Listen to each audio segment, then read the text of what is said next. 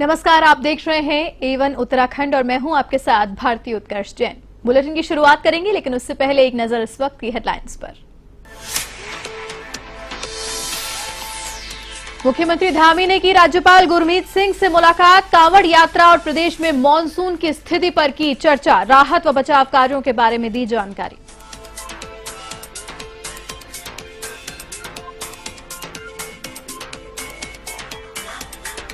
वित्त मंत्री डॉक्टर प्रेमचंद अग्रवाल ने की समीक्षा बैठक। राज्य को मिलने वाले फंड की हुई समीक्षा। रुके हुए फंड के निस्तारण के लिए उठाए जाएंगे कदम।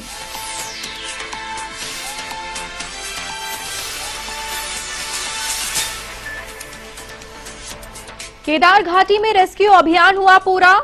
हेली सेवा के जरिए केदारनाथ यात्रा हुई शुरू। यात्रियों को हेली के किराए में मिलेगी 25% तक की रियायत।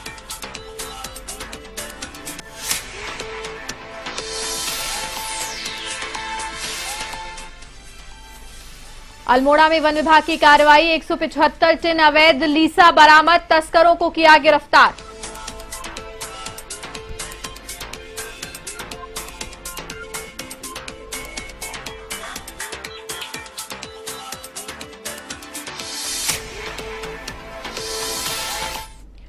मुख्यमंत्री पुष्कर सिंह धामी उत्तराखंड राजभवन देहरादून पहुंचे, जहां उन्होंने राज्य के राज्यपाल लेफ्टिनेंट जनरल गुरमीत सिंह से मुलाकात कर समसामयिक विषयों पर चर्चा और विचार विमर्श किया। इस दौरान राज्यपाल को मुख्यमंत्री ने केदारनाथ पैदल मार्ग के क्षतिग्रस्त होने के बाद प्रशासन की ओर से किए जा रहे राहत व बचाव कार्यों की प्रगति के बारे में जानकारी दी। इस अवसर पर राज्यपाल को मुख्यमंत्री ने हाल ही में संपन्न हुई कांवड़ यात्रा और प्रदेश में मानसून की स्थिति से अवगत कराया। इस अवसर पर राज्यपाल ने केदारनाथ में चल रहे राहत व बचाव कार्यों के लिए खुद मौके पर पहुंचकर नेतृत्व करने के लिए मुख्यमंत्री की प्रशंसा भी की।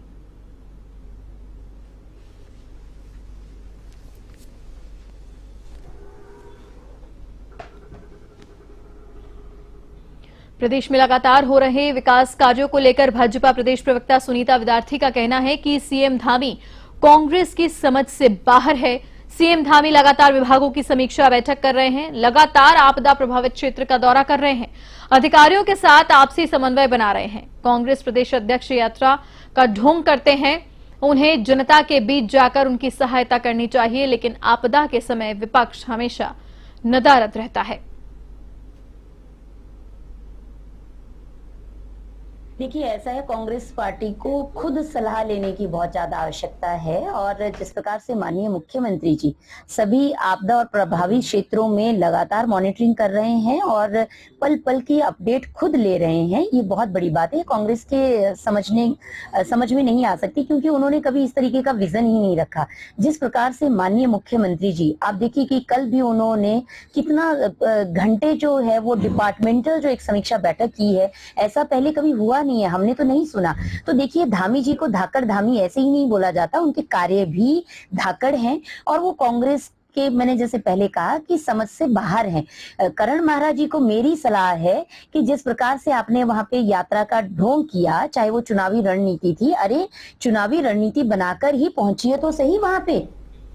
उत्तराखंड के उत्तर प्रदेश से अलग होने के बाद परिसंपत्तियों के बंटवारे से संबंधित बातों को लेकर वित्त मंत्री डॉक्टर प्रेमचंद अग्रवाल ने पुनर्गठन विभाग की विधानसभा भवन में समीक्षा बैठक की और कहा कि कुछ परिसंपत्तियों, जिनमें वन विकास निगम के 99 करोड़ रुपए उत्तर प्रदेश की ओर से दिए जाने थे, उसमें 2017 तक ब्याज लगकर 563 करोड़ हो चुका है, जो राज्य को मिलना है।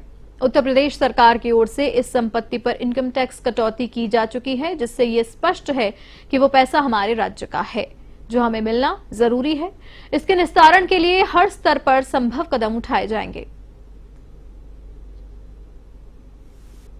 उत्तराखंड के अंदर जैसे वन निगम है और वन निगम को 99 करोड़ रुपया मिलना था और ये 2017 तक जब हमारी बैठक हुई 99 करोड़ रुपए जब मिलना था, तो हमने उसके अगेंस्ट जो हमारा ब्याज बनता है उसको जोड़ते हुए हमें 464 करोड़ रुपए और मिलना था, यानी कि हमें मिलना था 563 करोड़।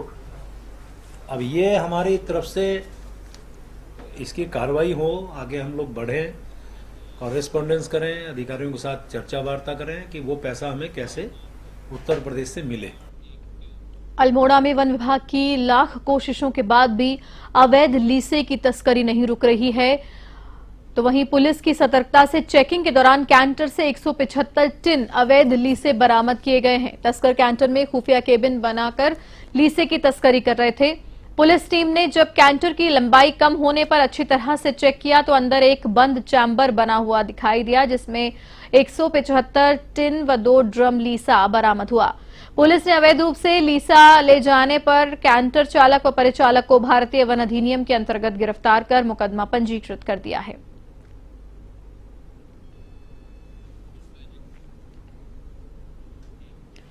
केदार घाटी में आई आपदा के बाद केदारनाथ धाम के पैदल मार्ग पर फंसे सभी तीर्थयात्रियों को सुरक्षित निकाल लिया गया है।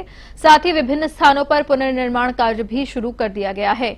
आज से हेली सेवा के जरिए केदारनाथ यात्रा शुरू की जा रही है। यात्रियों को हेली के किराए में 25% तक की रियायत दी जाएगी। जगह जगह मार्ग ध्वस्त होने के कारण सभी पैदल यात्री परेशान होते हुए दिखाई दिए।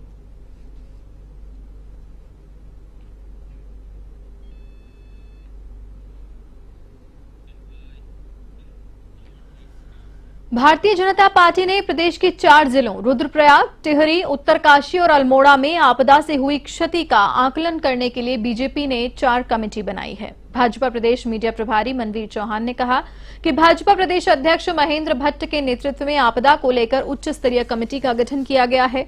कमेटी के लोग ग्राउंड जीरो पर जाकर वहां का जायजा लेंगे। आपदा से कितना और कहां नुकसान हुआ है, इसका पता लगाया जाएगा।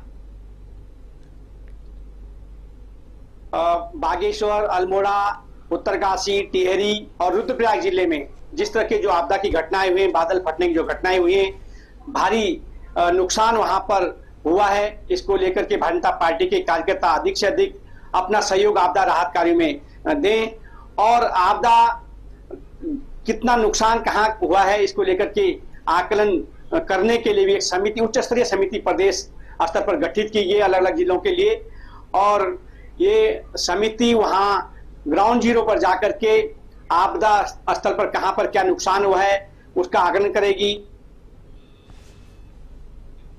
प्रदेश के कैबिनेट मंत्री सतपाल महाराज ने अपनी विधानसभा क्षेत्र के अंतर्गत पोखड़ा विकासखंड को कार्यालय भवन और टाइप 3 भवन के नवनिर्माण कार्य सहित लगभग 4 करोड़ रुपए की योजनाओं की सौगात दी है। इस दौरान पोखरा रेंज में लोक पर्व हरेला पर उन्होंने वृक्षारोपण भी किया है। जनता को संबोधित करते हुए उन्होंने कहा कि प्रधानमंत्री नरेंद्र मोदी के मार्गदर्शन में और मुख्यमंत्री पुष्कर सिंह धामी के नेतृत्व में चौबट्टा खाल का चौमुखी विकास हो रहा है। भवन का यहाँ जो है आज लोकार्पण हुआ है और बड़ी खुशी की बात है, काफी जनता यहाँ आई हुई है। महिला बहुत ही ज्यादा उत्साहित है और बड़ी अच्छी भागीदारी उन्होंने यहाँ पर की है।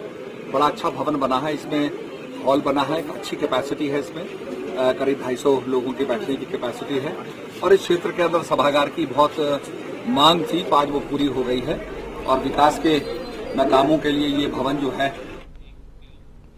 लेफ्टिनेंट जनरल अनिंग सेनगुप्ता ने मुख्यमंत्री पुष्कर सिंह धामी से उनके आवास पर मुलाकात की। साथ ही राज्य से संबंधित और सेना से जुड़े विभिन्न विषयों पर भी मुख्यमंत्री से चर्चा की।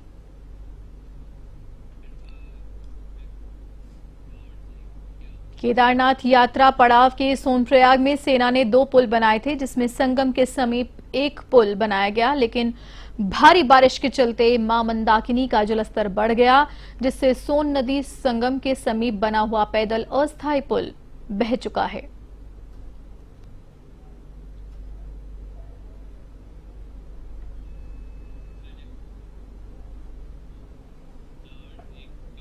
बद्रीनाथ हाईवे के गौचर कमेड़ा के पास पहाड़ी से मलबा आने के कारण एक वाहन चपेट में आ गया। इस दौरान आसपास के वाहन स्वामियों ने इस घटना को देखा तो उनकी सांसें अटक गई।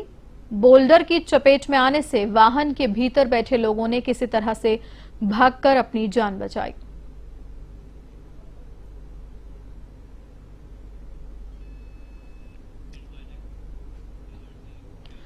नुमाइश में खाने पीने की चीजों में आम जनता के स्वास्थ्य से हो रहे खिलवाड़ की शिकायत मिलने के बाद खाद्य सुरक्षा विभाग ने छापेमारी की। छापेमारी में नुमाइश के अंदर लगे खाने पीने के स्टॉल में तेल की जांच की गई तो उसमें मक्खियां तैरती हुई पाई गई। गंदे पानी को दुकानों के बाहर फेंका जा रहा था, जिससे वहां सड़न पैदा हो रही थी, गंदी बदबू फैल रही थी, जिससे बीमारियां उत्पन्न होने का खतरा बन रहा था।